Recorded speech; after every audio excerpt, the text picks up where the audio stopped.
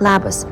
Vis daugiau žmonių patiria streso, nerimo sutrikimus, panikos atakas, kas prisideda prie prastėjančios savijautos ir apskritai gyvenimo džiaugsmo praradimo. Vienas veiksmingiausių moksliškai ištirtų būdų, kaip suvaldyti savo nerimą arba padėti kitam, tai yra kvėpavimas. Be visa ko, kvėpavimas labai efektyviai padeda pagerinti mūsų bendrą savijautą, o taip pat sportinį performance. Todėl tai jau yra nebe naujiena, o būtinybė kiekvienam specialistui žinoti ir išmokti atskirti kvėpavimo disfunkcijas ir jas koreguoti, o taip pat kiekvienam iš jūsų visuomenės, bendruomenės nariui mokėti turėti savo stalčiuke tam tikras kvėpavimo technikas, kurios padeda įveikti kasdienius iššūkius.